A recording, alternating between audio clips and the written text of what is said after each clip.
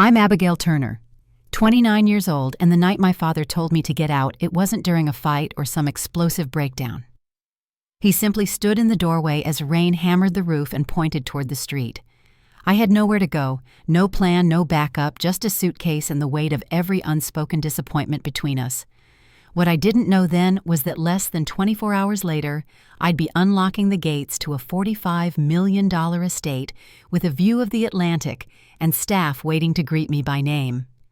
It's strange how your whole life can tilt in a single moment. Before I go any further, let me know where you're listening from in the comments and tap that subscribe button.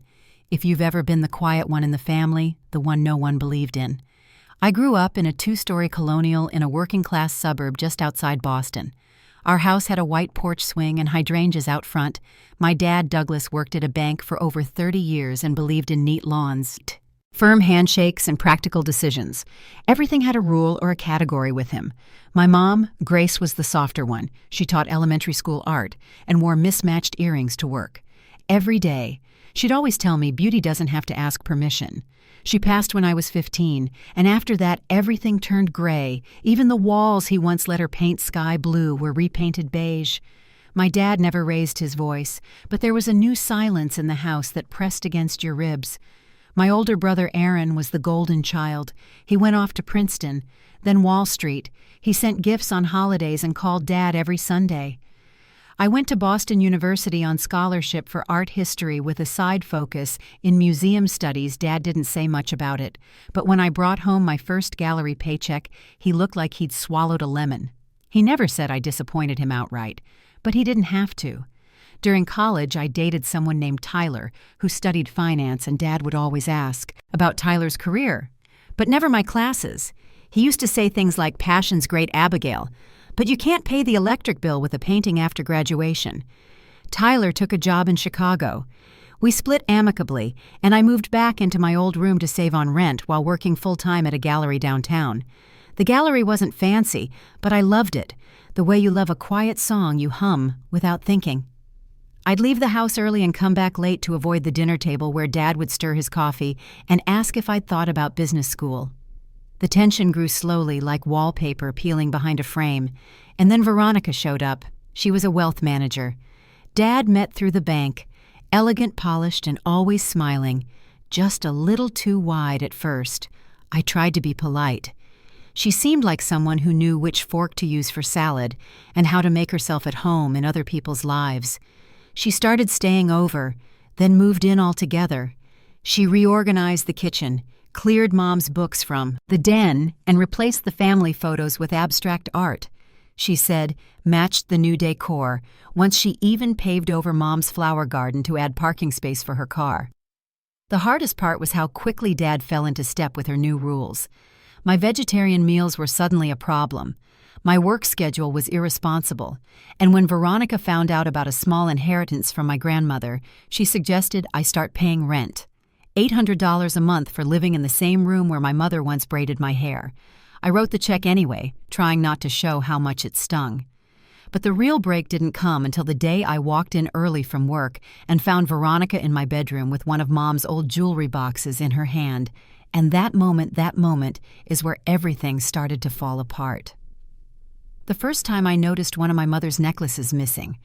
I thought maybe I'd moved it without thinking it was a pearl strand she wore to every school open house tucked in a soft cloth pouch inside her old jewelry box one day. It was there the next. It wasn't. A few days later, I noticed her silver charm bracelet gone too. When I asked Veronica if she'd seen them, she gave me a look of concern, then said gently, "Oh, honey, Douglas gave them to me," he said. "Grace would have wanted me to have them." I stood there staring at her, trying to process what I'd just heard later that night. I brought it up to Dad. He was reading the paper in the living room and barely looked up when I asked about the jewelry, he said. Veronica told him I'd said I didn't want those old things anymore, that I was happy she was enjoying them. His voice didn't have any doubt in it. None, my brother Aaron called that weekend. I told him what was going on about Veronica, about the changes in the house and what had been taken. He listened but didn't say much. Then after a pause, he told me maybe I was reading too much into things. Maybe I felt threatened because Veronica was accomplished in ways I wasn't. The words landed harder than I expected from that point on. I kept my head down, worked long hours at the gallery, and spent weekends with Rachel whenever I could, just to stay out of the house. I still paid the rent, Veronica had suggested. $800 a month, handed over with a tight smile. Every time the air in the house changed. Gradually, little things piled up like forgotten bills. She reorganized the kitchen so I could never find anything. She told Dad my vegetarian meals were too much work. During family dinners, she'd compliment my clothes with a tone that made it sound like an insult. One night I came home early with a migraine. The lights were too bright, the sound of the dishwasher too loud. I headed upstairs to change and found Veronica standing in my room, her hands in my dresser drawer. When I asked what she was doing, she barely blinked, just said she was organizing that the house needed better systems. I told her not to go into my room again, especially when I wasn't home. Her smile disappeared, and her voice dropped low. "This is Douglas's house. Abigail, every room is our concern." That night I found myself defending my tone at the dinner table, while Dad told me Veronica deserved my gratitude for everything she did around here. The final break came quietly. About 2 weeks later, I was helping Mrs. Monroe review some gallery banking paperwork when a name caught my eye: Veronica Hale. I asked her to scroll back a bit, and there it was, a wire transfer from my father's personal account to an account under Veronica's name. Not joint, not shared, just hers. $25,000 after work. I called the bank pretending to be my father's assistant. The woman on the line confirmed what I feared: multiple transfers over the past few months, all sizable, all sent directly to Veronica, back at home. I searched his office while they were out. The drawer was locked but not secure. I found the statements printed and filed, amounts and dates that painted a clear picture. Veronica had been draining my father's savings. When she got back that evening, I confronted her in the kitchen, showed her the photos I'd taken on my phone for a moment. She didn't say anything. Then her expression changed, and her voice became calm. "These are for our retirement. Douglas knows about them." I told her I'd ask him directly, and she said something I won't forget. "If you say a word to him, I'll make sure he chooses me over you, and trust me, he will." Before I could stop her, she grabbed my phone and deleted the photos and the recording. She told me I was a fool and said my father was tired of supporting me but didn't know how to say it himself. I went upstairs to regroup. I planned to get the statements before she could destroy them. But when I came back down an hour later, she had a bruise on her cheek, a fresh one, and makeup already darkening around it. When I asked what happened, she just smiled when Dad got home. Veronica was in the living room crying loud enough for the whole street to hear. She told him I'd flown into a rage that I'd struck her. I ran into the room trying to explain, but he'd already made up his mind. His arm was around her, and his eyes didn't meet mine. "She's been stealing from you," I said. "Check your accounts. They're in your desk. I've seen them, but the drawer was empty. She'd already removed the files," he shouted. Then louder than I'd ever heard, he said, "Veronica warned me you might do this, that you were jealous, that you were unstable." He told me to get out that night, pack my things, and leave right then and there. I tried to take what little was left of my mother's jewelry. He blocked the door to my old room and told me it belonged to the family. When I reminded him I was family, he said, "Not anymore." Outside, the rain was still falling. I loaded my car with what I could: books, clothes, a laptop bag. As I looked back at the house, Veronica stood behind him, one hand on his shoulder. The front door closed before I reached the street. I spent that night parked behind the gallery, my car seat tilted. Back wrapped in a blanket I kept in the trunk. The rain never let up. The next morning, Mrs. Monroe arrived early. She found me in the staff bathroom washing my face with cold water and trying to hold it together. She didn't ask questions, just called Rachel and told her to come pick me up when I started unpacking at Rachel's apartment. I found an unopened envelope from a law firm in Florida. I'd tossed it into my bag, thinking it was junk mail. But now I opened it and read the first line: "You have been named the sole beneficiary of the estate of Thomas Whitman." And just like that, the next chapter of my life had already begun. I read the letter 3 times before I could believe it. The words felt too strange to belong to my life. The estate of Thomas Whitman. The name came back in pieces. Old stories my mother used to tell about her uncle. the one who moved to Florida in the 70s and never came back, the one the rest of the family barely mentioned. I called the number listed at the bottom. A receptionist answered, then transferred me to Daniel Harrison. The attorney on record, his voice was calm, like someone used to giving big news. He asked if I could come to Florida to meet in person. I told him I didn't think I could afford a trip. He said, "Not to worry, the estate would cover all expenses. Thomas had arranged for it ahead of time." The next afternoon, I stepped off a plane into humid air and a waiting black car. The drive to the law office passed in silence.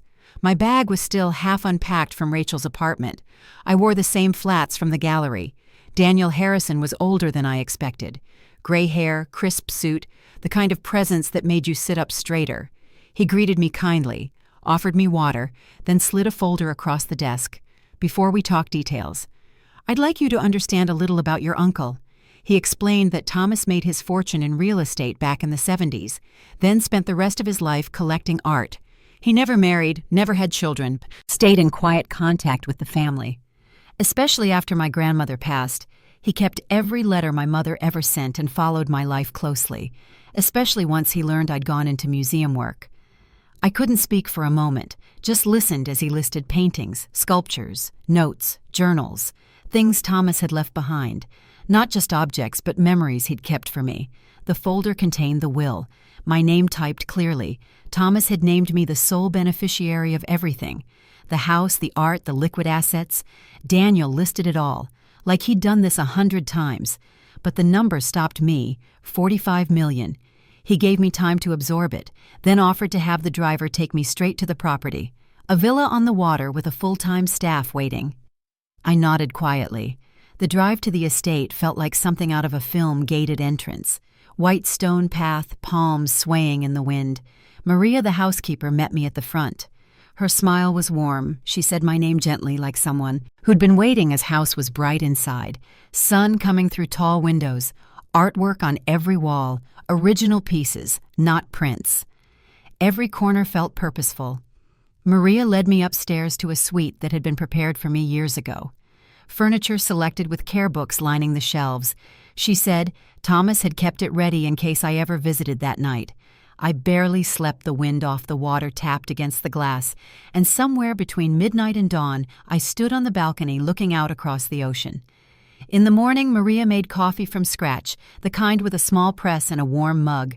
She sat across from me and shared stories about Thomas, how he was kind, private, generous with his staff, but wary of people who wanted something from him. She said he kept a study in the West Wing.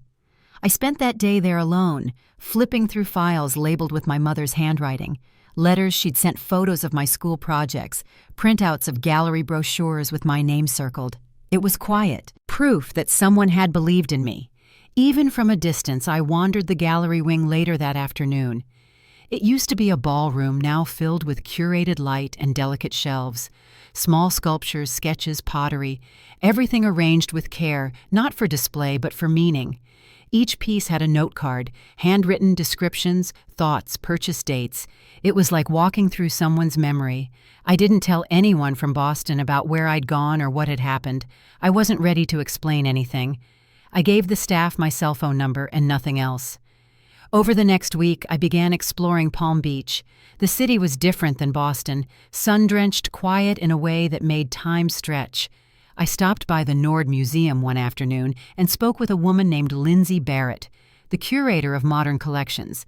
She asked if I was new to town, and when I nodded, she said we should get coffee sometime. We met 2 days later at a cafe by the harbor. She asked about my background. I told her I'd worked at a small gallery in Boston.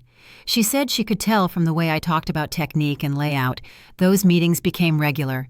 She introduced me to others in the Preservation Society. I attended my first gathering quietly sitting in the back as they discussed upcoming projects, historic buildings, educational tours. I started thinking about what Thomas would have wanted not just for the estate, but for his collection. Something that didn't sit locked behind doors, a way for it to breathe again. I met with Daniel to discuss establishing a foundation, one that could support emerging artists, provide scholarships, bring school groups through the gallery. He thought it was a strong idea. I began drafting a name for it, the Williams Turner Foundation. A nod to Thomas and to my mother Grace, who always believed in the power of art even when no one else did. By the end of the third month, the paperwork was underway. Maria had helped coordinate logistics. I'd hired a small administrative team to help with daily tasks. One wing of the house was being converted into office space. The pool house was being cleared for a rotating gallery exhibit. I still hadn't spoken to my father or Aaron since that night, but then Rachel called one afternoon saying she thought I should know. Aaron had reached out. She said he'd read an article about the foundation in an art journal and had started putting the pieces together. I thanked her and hung up without saying much. That night, I sat in the gallery wing alone with one of Thomas's favorite landscapes, the one my mother once mentioned in a letter. I didn't know what the next step would be or who might show up on my doorstep next, but I had the sense that something was coming. A few days after Rachel's call, Maria buzzed from the gate. "There's a man and a woman here asking for you. Miss Abigail. They say they're family." When I asked for their names, she answered softly. "Douglas Turner and Veronica Hale." I told her to give me 15 minutes. I changed quickly into a navy dress that didn't look too formal, but made me feel steady. As I walked into the formal living room, I found them already inside. Dad stood near the fireplace, hands tucked into his pockets. Veronica examined a sculpture near the window, like she might take it with her.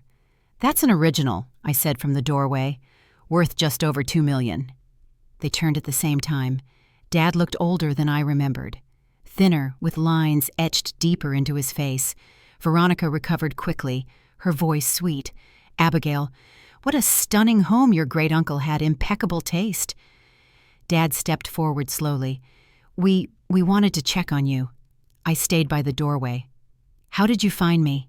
He glanced toward Veronica. "Matthew found something online, an article about your foundation." I nodded once when, "Exactly should I have called you before or after you threw my suitcase into the rain?" Veronica stepped in. "Let's not dwell on the past. What matters is that we're here now. We're family, we should celebrate your good fortune together." I looked at my father. "Why are you really here?" Veronica answered first with a tone she probably used in boardrooms. "It's just that this is a great deal to manage for someone your age, and Douglas has decades of financial experience. I've worked in asset management for years. We want to help ease the burden." I walked over to the side table and picked up the small remote. "The security system here is excellent," I said, "before we discuss the future. I think we should clarify the past with one click." A screen lowered from the far wall. The footage was clear. Veronica entering my room at Dad's house months ago, digging through my dresser, pocketing the jewelry box. Dad stared at the screen, frozen the villa records. All footage for shipment documentation. I had the team review everything we sent from Boston. I told them to flag anything suspicious. I clicked again and pulled up store footage 3 shops in Boston. Veronica at the counter, selling items matching my mother's pieces. Veronica's voice shifted completely. "Oh, please," she said, rolling her eyes. "I appreciated those things, at least. I didn't let them rot in a box." Dad turned to her, visibly shaken. "You told me Abigail gave them to you. You said she didn't care about any of it." She shrugged.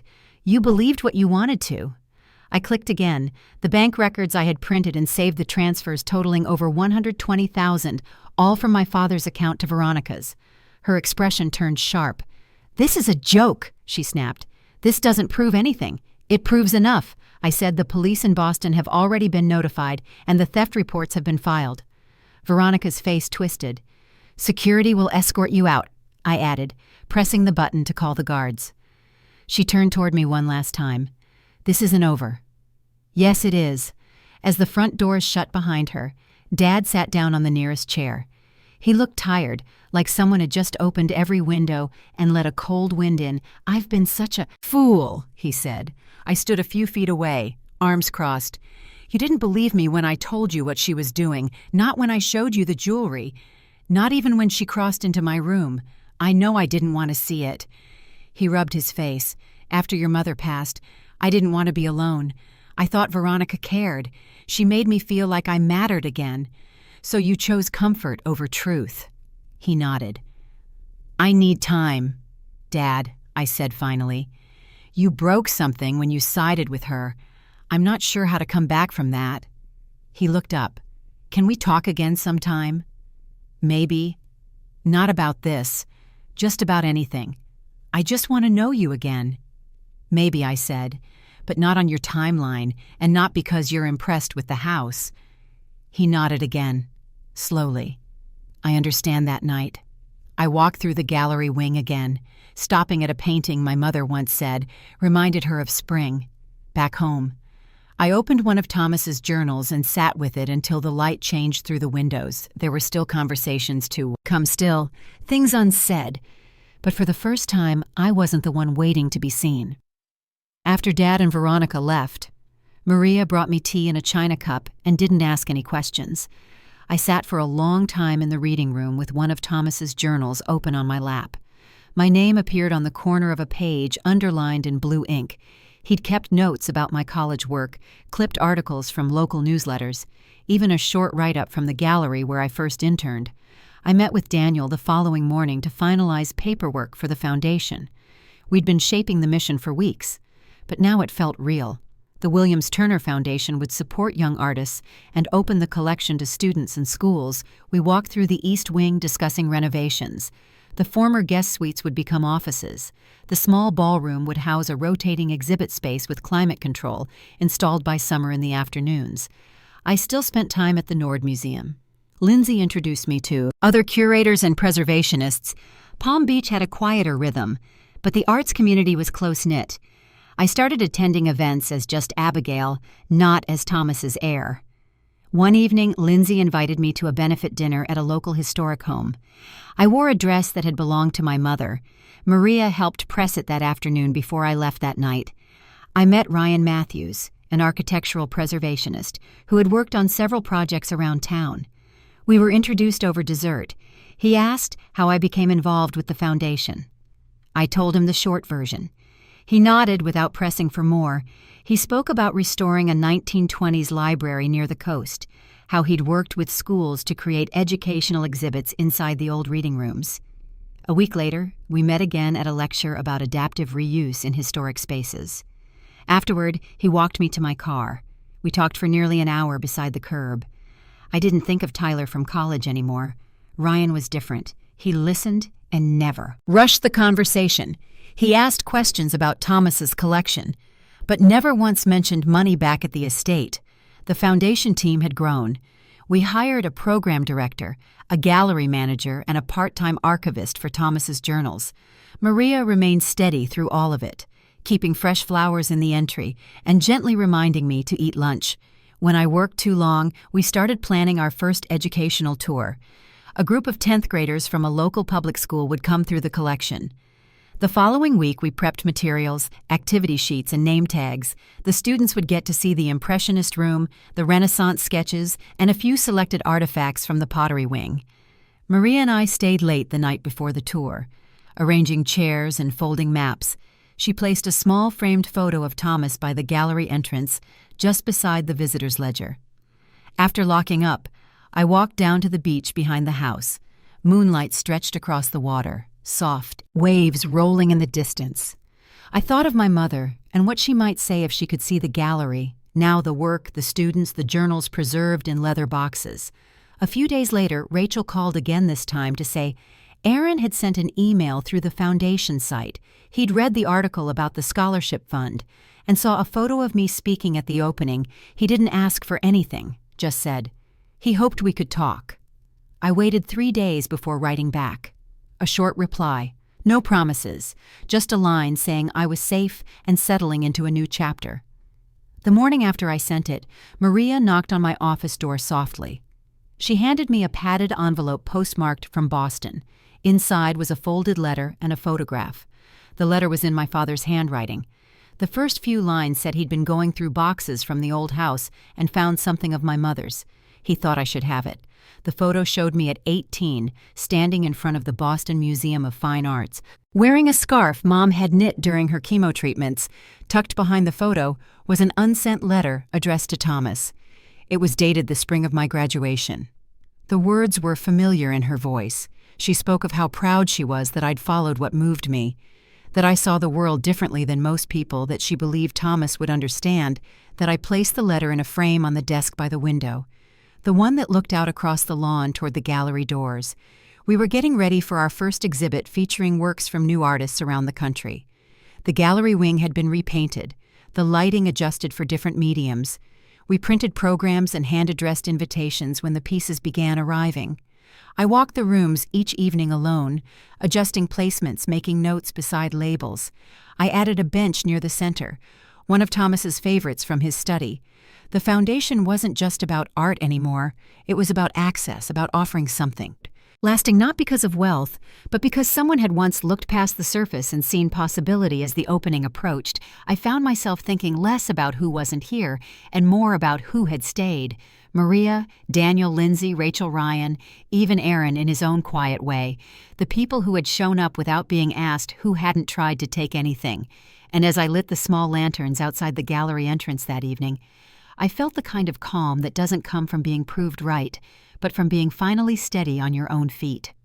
The morning after our first student tour, Maria found me sitting on the front steps holding an old map of the estate.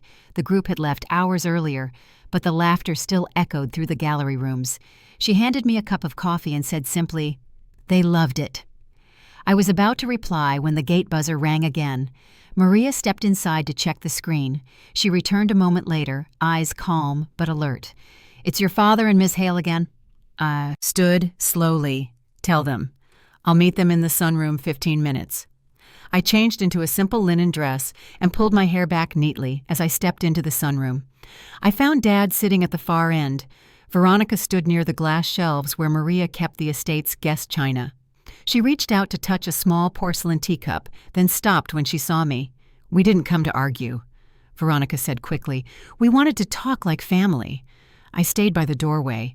Dad stood, his voice quiet. "I wanted to see you again, and thank you for the letter. It meant a great deal." Veronica cut in. "The truth is, we think there's room to work together. This foundation is growing quickly, and that kind of growth needs management oversight. You've made quite a name for yourself, Abigail," she added, "and it would be a shame to let opportunities slip past while you adjust to everything." I sat across from them and waited.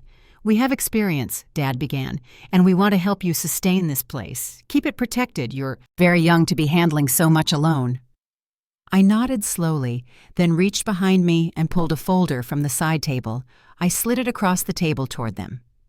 Inside are the financial reports, the legal filings, the foundation charter, and a list of my advisors. Veronica opened the folder, glanced at the first page, then closed it. "You've done well," she said flatly.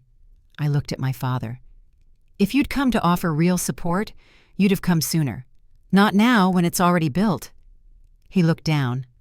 "I didn't know how to reach you." "I gave you my answer the last time you were here," I said gently. "And it hasn't changed." Veronica's expression hardened briefly before smoothing again. "You may not realize it, but this estate could attract unwanted attention. It already has," I replied, "and we're prepared for that." She tried again. "If you ever feel overwhelmed, we can recommend people or step in ourselves as trustees. I'm familiar with the legal framework." I nodded again.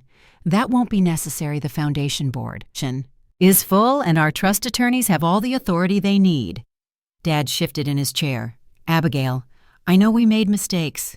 I let things go too far with Veronica. I didn't see it clearly at the time. I kept my voice steady. The choices you made didn't just hurt me. They removed me from the one place I thought would always be mine." He nodded slowly. Maria entered, then holding a tray with glasses of water, and quietly placed them on the table. "Thank you," I said without looking away from them. Veronica stepped back toward the doorway, her voice softer than before. "Well, I suppose you've made your mind up. I wish you all the best. Truly." I stood with her and walked them both out through the front corridor. Dad paused just before the main doors. He looked around the entry hall, then back at me. "This place suits you?" he said. I didn't answer. They stepped through the door and Maria closed it gently behind them. 2 days later, Aaron called, I answered. This time, he said he'd read about the student tours and the scholarship launch. He asked if we could talk in person. I agreed to meet him the following week at a small cafe near the marina. He looked tired when he arrived, but offered a quiet smile. "Thanks for meeting me." "I wasn't sure you would." We sat near the window, and he wrapped his hands around his coffee mug. For a long time, neither of us said much. Finally, he asked, "Did you ever feel like I let you down?"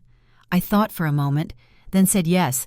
When I needed someone to listen, you told me to stop being paranoid. He nodded. You were right, I should have paid attention. I was just trying to keep things calm. You picked easy over honest, I said. He didn't argue. We talked for over an hour. Not about the past, mostly about the future, the foundation, the museum plans, the next artist residency. As we stood to leave, he asked if we could talk again sometime. I said we could. Later that afternoon, Maria found me in the library, organizing the new brochures for upcoming exhibits. She handed me a sealed envelope. From Daniel inside was a final inventory update for Thomas's collection, and a handwritten note from Daniel himself, congratulating me on the Foundation's early success. He wrote that Thomas would have been proud not just of the gallery, but of the way I'd handled the family. I folded the note carefully and placed it in the small drawer beside my desk with the letters from my mother that evening. As the sun dipped behind the house, I stood alone in the gallery and looked out at the students' artwork arranged for the next school visit. The same walls that had once held private treasures now held stories from a new generation, and it felt like the right beginning. 6 weeks after our second meeting, Dad flew down alone. Maria met him at the gate and brought him through the front drive. He stood by the gallery entrance holding a small wrapped box in one hand and a paper folder in the other. I met him by the fountain path and led him inside. We walked through the corridor in silence, the sound of our shoes echoing against the tile. He glanced at the student art hung along the hallway and paused in front of a charcoal landscape that had won second place at a local competition. "It's good," he said softly. "You're doing something real here." We sat outside under the awning with cold drinks and a view of the ocean. He handed me the paper folder, carefully. "I thought you should have this inside," was the last letter my mother wrote to Thomas. Dated just a few months before she passed, she'd enclosed a photo of me standing in front of the museum in Boston. Beaming, she'd written, "He reminds me of you. She sees beauty where others see impracticality. I hope someday you two meet." I read the letter twice, then folded it gently and placed it in my lap. Dad sat quietly, letting the moment settle. He spoke carefully. "I've started seeing someone." He paused, "Not like that, a therapist." I looked over. He nodded. I needed to understand how I missed so much, how I let her take over so easily, how I let myself believe you were the problem. We talked for a long time, not about blame, just about memory, about loss, about how silence had filled our house after Mom died. He asked if I would ever consider visiting Boston again. Not to stay, just to see it with new eyes, I told him. Maybe after he left, I framed the letter and placed it beside the entrance to the new classroom gallery, the place where our visiting students would sign their names after each tour. Maria stood beside me the morning we hung it, her hands steady on the level. "It's good," she said, "to remember where we began." The Foundation's second artist-in-residence arrived that week, a young sculptor from Minnesota who had studied Thomas's collection online and applied after seeing our feature in an arts journal. We cleared space in the West Wing for his studio, gave him access to the journals and gallery materials. Ryan stopped by that evening to see the installation progress. We walked the exhibit together, the same way we had during our first tour months. He asked if I was still planning the expansion for the community art program. I told him it was fully funded. We'd be building a new studio behind the main house with classes scheduled to begin in the fall. He smiled. "You've built something solid here." He didn't need to say more. We stood on the terrace as the sky darkened, and I remembered the first night I'd arrived just after the flight, after the car ride, after everything had broken at once. Now the same wind came off the ocean, but I stood different in it. A month later, I returned to Boston for the first time since being thrown out. Maria insisted I pack the scarf my mother had knit. I stayed in a quiet hotel near the harbor and visited the gallery where I used to work. Mrs. Monroe welcomed me with open arms. She gave me a private tour of the newest installation, then made us both coffee from the old machine in the back. I told her everything she already knew, most of it, but still listened like it mattered. Rachel met me for dinner. Afterward, we talked about the early days in school, about weekend trips to bookstores, about how far everything had come since that rainy night behind the gallery. On my last day in the city, I met Veronica. She had requested the meeting through Daniel's office, saying only that she wanted to speak briefly. I agreed to see her at a public cafe near downtown. I wore the same linen dress I'd worn when she and Dad had first come to the estate. She arrived on time, hair shorter, face thinner. She wore a blazer that didn't quite fit and sat across from me with a practiced smile. "I won't pretend I'm sorry for what I did," she said quickly, "but I didn't expect it to go so far." I didn't respond. I just wanted to see what 45 million looks like on someone who didn't earn it. I looked at her quietly, then said, "I'm working harder now than I ever have." She leaned back and gave a half smile. "You've changed." "Yes," I said. "I have." We parted without shaking hands. I flew back that night, landing just after midnight. The car ride to the estate was silent. Maria had left a light on in the kitchen, a bowl of lemons on the counter. I sat on the terrace for a long time, watching the wind stir through the trees. Beyond the gallery lights, the work wasn't done, but it felt steadier each day. Summer came slowly that year, each week bringing a new sense of peace. The gallery's second exhibition drew families and teachers from all across Palm Beach. Maria would meet the buses out front and lead students through the collection, pausing in front of each piece to share a detail from Thomas's journals. I spent many mornings in the study by the window, reading through my mother's letters or organizing notes for the foundation's next project.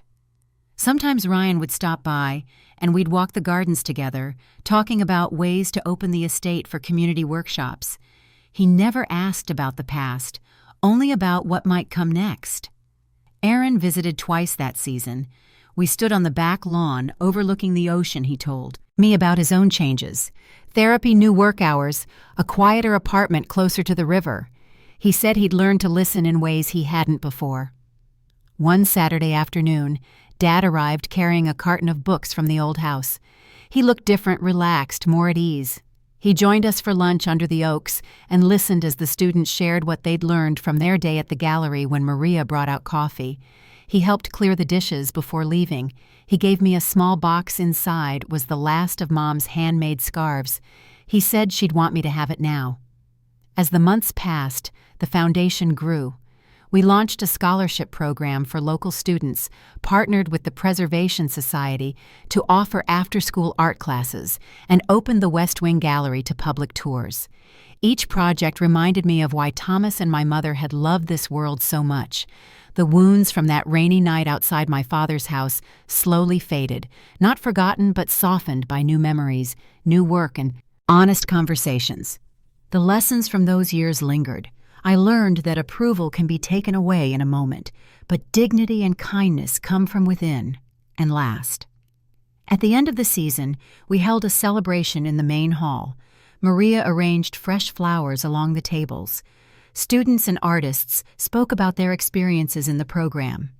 I stood beside the framed letter from my mother and felt a sense of belonging that had nothing to do with money or inheritance. If you've ever found yourself rebuilding after loss or starting over when it seemed impossible, I hope you'll remember this. Sometimes what we think is an ending is just another kind of beginning. Thank you for listening to my story. I'd love to hear yours if you'd like to share, and if this journey meant something to you, I hope you'll stay for the next one.